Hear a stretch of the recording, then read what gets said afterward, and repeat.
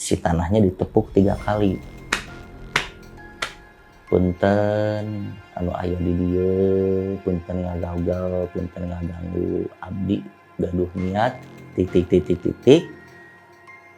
Sajen sareng sajabina tos disiapkeun, hatur nuhun. Itu aja sih mantranya. Jadi kalau di bahasa Indonesia kan seperti ini. Permisi, mohon maaf saya mengganggu.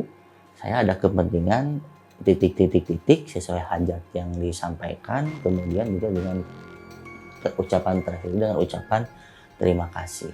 Nah setelah itu berlanjut ke kuburan yang kedua dan kuburan yang ketiga gitu kan. Ternyata benar gitu kan. Di situ saya ngerasa bahwa aduh saya pasti disesatkan nih gitu kan. Nah ternyata rada kelamaan di belakang saya sedang berpikir seperti itu ada yang ngepuk pundak saya. Hei gitu kan. Jangan ngelamun katanya tuh. Tadi mikirin apa gitu. Ya saya cari akang kata saya tuh. Saya dari tadi depan kamu gitu kan. Nah ternyata ya seperti yang disampaikan oleh guru saya, ternyata ada yang jahil gitu kan. Tiba-tiba datang 3 sosok gitu kan. Tidak 3 sosok dengan perawakan yang memang tidak jelas, abu-abu. Kemudian samar-samar saya melihat ada salah satu dari 3 orang sosok tersebut ada yang seperti banyak darah gitu kan, kemudian juga terpincang-pincang gitu kan.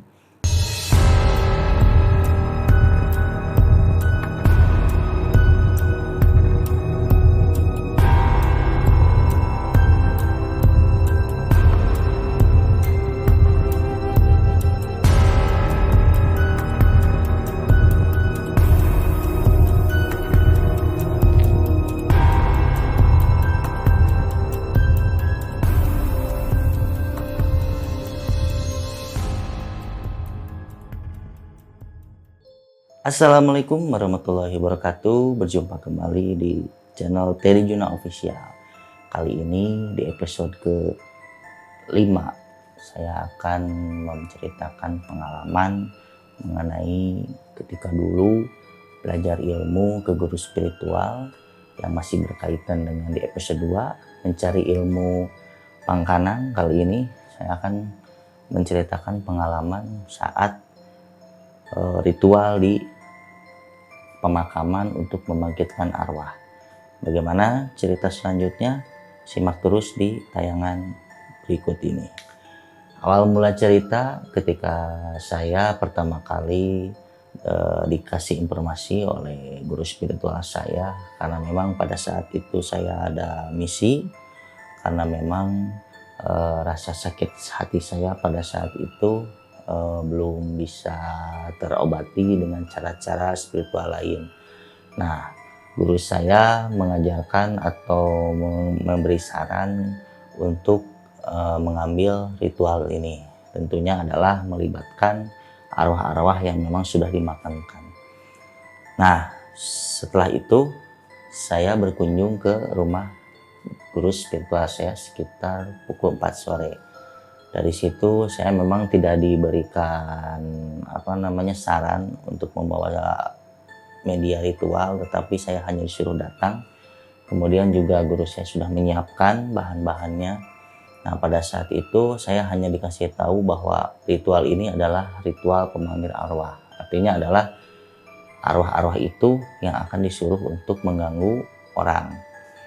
Nah lanjut lagi. Setelah saya sampai di rumah guru saya, ketika itu pukul 4 sore, saya dikasih tahu bahwa sistemnya adalah diberikan media yang sudah disiapkan oleh guru saya. Ketika itu juga saya didampingi oleh muridnya, memang sudah senior, yang memang dia punya ilmu juga. Tujuannya adalah saya supaya tidak dijahili ketika ada nanti di pemakaman, karena memang menurut guru saya adalah di pemakaman banyak energi, kemudian juga banyak makhluk-makhluk lain yang memang ketika ada orang yang tadi kenal atau orang di saat jamnya itu memang kurang kurang diwaspadai gitu kan, makanya selalu diteror.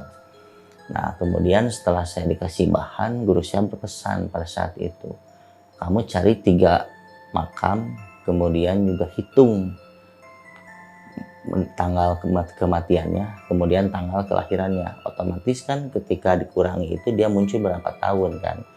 Saya hanya dikasih tahu pada saat itu umurnya tidak boleh lebih dari 45 tahun, kemudian juga tidak boleh kurang dari 17 tahun dengan alasan kalau misalnya lebih dari 40 tahun, otomatis katanya nanti ya orang yang sudah berumur lah gitu kan kalau di dunia gitu kan. Kalau nanti umur di bawah 17 tahun bukannya kerja katanya, tapi kelakah main gitu. Nah, makanya saya manut saja dikasih saran seperti itu. Saya berangkat dari kediaman guru saya itu setelah Isya kalau nggak salah pukul 7 malam.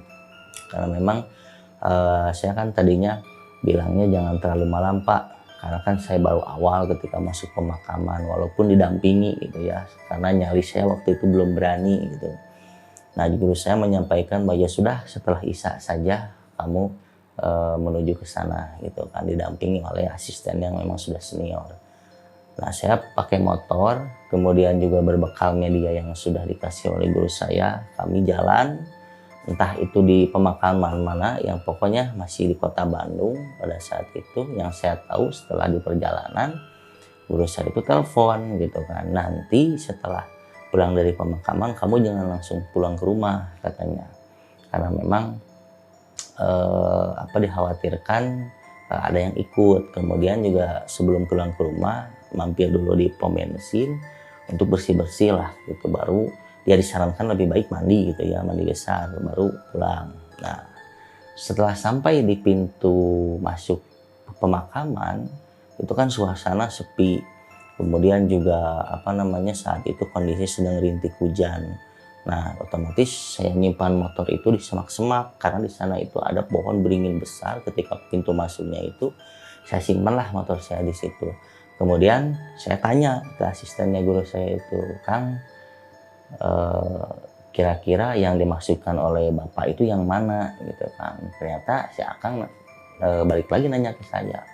Lah itu disuruhnya gimana? Ya saya jelasin lah yang tadi gitu kan, mencari 3 kuburan dengan rentang umur tidak boleh dari lebih 45 tahun dan kurang dari 17 tahun.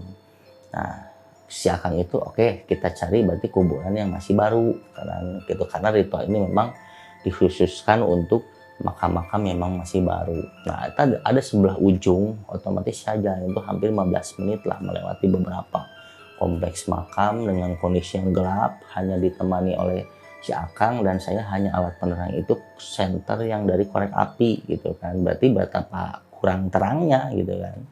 Saking dia punya misi, kemudian juga memang suasananya ya seperti di pemakaman malam gimana lah gitu kan. Nah, saya mencoba cari, kemudian si Akangnya di sini komplek yang memang khusus untuk pemakaman baru gitu kan, yang belum masih dipasang batu nisannya aja, belum ditembok dan hanya masih gumpalan tanah. Nah, di situ masih ada bunga-bunga ya, kembang-kembang. Kalau pelayat itu kan suka singgit bunga gitu ya, masih baru lah, fresh gitu kan. Kemudian saya hitung di situ kan, ketika meninggalnya tahun berapa atau tanggal berapa dan lahirnya tahun berapa, dihitunglah. Nah, saya tuh kalau nggak salah ada yang umur 20 tahun, kemudian juga ada yang umur 30 tahun, sama yang umur 35 tahun. Nah, saya tanya ke Kang, gimana ini? Udah nggak apa-apa, coba umurnya sama namanya, BIM-nya, WA, bukan WA, zaman itu BBM ya, BBM kan ke bapak gitu kan. Baik Pak, baik Kang, saya BBM kan. Nah, sebelum itu ritual akan dimulai, karena pada saat itu ritual harus dimulai dari jam 9 ke atas gitu kan. Otomatis setengah jam itu saya menunggu dengan suasana horor gitu kan. Ya si Akang kan sambil mantau saya dari jauh karena memang ritual itu dilakukan oleh orang yang punya kepentingan gitu. Nah, sebelum melakukan ritual, otomatis si makam-makam itu kan ditandain ya, dengan di tengah makamnya itu dibolongin, kemudian dibolongin sama kayu ya, jadi ada ruang lah ke dalamnya itu. Nah, ditandain setelah tahu mapnya kompleknya sebelah sini, posisinya sebelah sini, posisinya sebelah sini. Nah, saya itu otomatis mulai ritual ke pemakaman yang satu atau kuburan satu. Nah, di kuburan nomor 1, nah sesuai arahan petunjuk guru spiritual saya itu dimasukkan bambu yang memang sudah disiapkan di tempat guru saya. bentuknya seperti bambu ya, bambu umumnya, kemudian di dalamnya entah tahu isinya apa, kemudian dibalut oleh kain putih yang berbentuk seperti pocong gitu, dimasukin, kemudian saya tutup lagi kuburannya, dan sambil tutup kuburannya ditutup tanahnya berbentuk semula lagi. Di situ saya mulai ritual dengan mantra seperti ini. Si tanahnya ditepuk 3 kali. Punten anu aya di dieu, punten ngagaugal, punten ngaganggu abdi gaduh niat titik. Sajen sareng sajabina tos disiapkeun. Hatur nuhun. Itu aja sih mantranya. Jadi kalau di bahasa Indonesia kan seperti ini. Permisi, mohon maaf saya mengganggu. Saya ada kepentingan titik sesuai hajat yang disampaikan, kemudian juga dengan ucapan terakhir dengan ucapan terima kasih. Nah, setelah itu berlanjut ke kuburan yang kedua dan kuburan yang ketiga. Nah, setelah itu memang tidak terjadi apa-apa gitu kan, tidak terjadi penampakan atau misalnya makhluknya keluar dari kubur, tidak, normal aja seperti biasa. Cuman yang saya aneh itu ketika posisi mau pulang. Nah, posisi mau pulang kan otomatis saya dengan asistennya guru saya itu kan agak jauh, karena memang asisten guru saya itu kan memantau gitu kan dari kejauhan. Nah, setelah itu saya mulai ke arah si Akang tadi, asistennya mau pulang gitu. Tapi kok saya tidak kelihatan si Akang. Yang saya tahu si Akang itu di depan mata saya, cuman agak jauh gitu. Kok kemana gitu kan, saya cari ke belakang, balik lagi ke kanan, balik lagi ke kiri, balik lagi, kok nggak ada. Saya sempat berpikir, kok pasti si Akang ngerjain saya nih gitu kan, biar saya pulang sendiri. Tapi saya ingat ke ucapan guru saya, kalau kenapa harus didampingi supaya tidak terjadi sesuatu gitu kan. Ternyata benar gitu kan. Di situ saya ngerasa bahwa aduh, saya pasti disesatkan nih gitu kan. Nah, ternyata rada kelamaan di belakang saya sedang berpikir seperti itu, ada yang ngepuk pundak saya. Hei, gitu kan, jangan ngelamun katanya tuh. Tadi mikirin apa gitu. Ya saya cari Akang, ada saya tuh. Saya dari tadi depan kamu gitu kan. Nah, ternyata ya seperti yang disampaikan oleh guru saya, ternyata ada yang jahil gitu kan. Nah, dari situ saya pulang lah, ambil motor, kemudian juga si Akang ingetin nanti sebelum pulang kita mampir dulu ke pom bensin supaya bersih-bersih gitu kan. Nah, setelah sampai pom bensin saya bersih-bersih semua lumpur dari kuburan, kemudian juga gitu saya ucapkan terima kasih, saya pulang ke rumah gitu. Nah, setelah dari rumah sebenarnya saya langsung BBM ke guru saya gitu kan. Pak, saya udah nyampe rumah, tadi yang sudah diarahkan sudah saya lakukan gitu kan. Cuma saya nggak cerita, sempat disesatkan berapa menit itu saya nggak bilang gitu. Nah, setelah itu guru saya di BBM membalas, oke, nanti Bapak proses gitu kan, sekarang istirahat aja gitu. Setelah saya pulang ke rumah, saya sudah bersih-bersih di pom bensin tadi, sudah dapat balasan BBM dari guru saya, kemudian saya cepat-cepat istirahat. Nah, tanpa terasa kan ngantuk, kemudian saya tertidur. Nah, dalam mimpi saya setelah itu tiba-tiba datang 3 sosok gitu kan. Tidak 3 sosok dengan perawakan yang memang tidak jelas, abu-abu. Kemudian samar-samar saya melihat ada salah satu dari 3 orang sosok tersebut, ada yang seperti banyak darah gitu kan, kemudian juga terpincang-pincang gitu kan. Dan satunya lagi normal, kemudian satunya lagi normal gitu. Cuman ada satu yang memang seperti berdarah-darah gitu kan. Saya takut gitu dalam mimpi tersebut, kok saya didatangin 3 orang gitu kan, terus nggak ngomong lagi gitu kan. Nah, setelah itu esok harinya saya bangun, nah saya dapat BBM dari guru saya gitu kan. Guru saya di situ bilang gitu kan, ritual beres gitu kan, yang sudah kamu undang tadi malam udah datang gitu kan. Nah, saya cerita di BBM pada saat itu, Pak, saya mimpi saya didatangi oleh 3 sosok, kemudian yang satu berdarah. Nah, dijawablah sama guru saya itu. Iya, yang satu kecelakaan katanya tuh. Itulah 3 orang makhluk yang kamu bangunkan dari kuburan gitu kan, dengan posisi yang satu biasa, yang satu berdarah-darah, yang satu biasa. Nah, otomatis kan guru saya cerita gitu, yang satu memang meninggalnya sakit, yang kedua tabrak lari gitu kan, yang satu lagi memang sakit juga gitu kan. Nah, di situ saya berpikir kok datangnya ke saya gitu kan. Nah, tapi guru saya bilang masih mending datangin dari mimpi gitu kan, tidak secara nyata kamu didatengin gitu kan. Nah, setelah dari tersebut jarak 1 hari saya kepo kan, kepo lagi lah dengan mantan pacar saya lihat di Twitter gitu kan, ternyata betul gitu kan. Pacar saya tuh berantem hebat sama pacarnya. Dengan tujuan kenapa saya menggunakan cara ini? Karena si pacarnya itu memang udah punya niat jahat gitu kan, makanya saya gunakan ritual seperti ini.